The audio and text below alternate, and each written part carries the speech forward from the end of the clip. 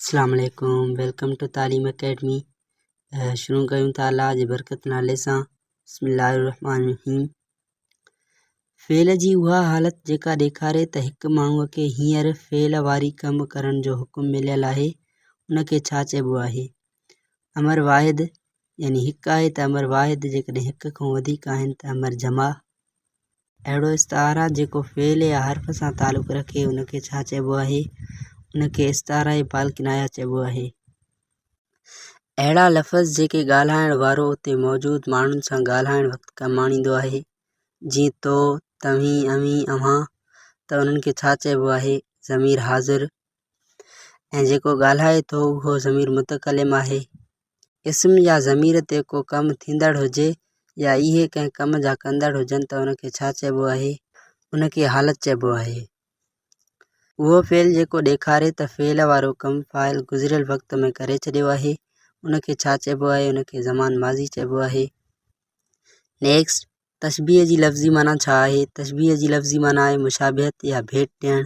जिन्स जे लिहाज़ खां इस्म जा केतिरा क़िस्म आहिनि?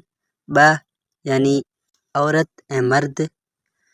फ़ेल जी उहा हालत जेका ॾेखारे त हिक खां वधीक माण्हुनि खे हींअर कमु करण लाइ हुकुम मिलियल आहे, उनखे छा चइबो आहे? अमर जमा। नेक्स्ट, रदीफ़ जी लग़वी माना छा आहे? रदीफ़ जी लग़वी माना आहे बेल सवार थियणु।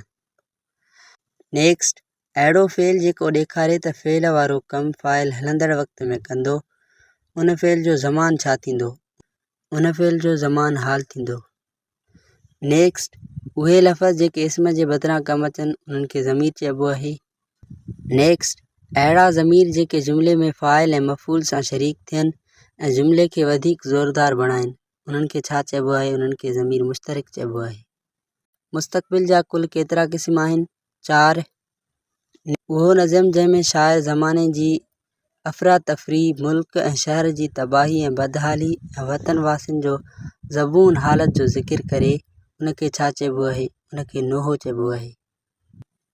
नेक्स्ट, अरूज़ लफ़्ज़ जी लग़वी माना छा आहे? अरूज़ लफ़्ज़ जी लग़वी माना आहे बुलंदी।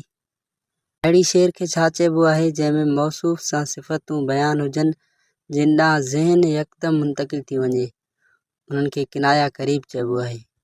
अल्लाह हाफ़िज़।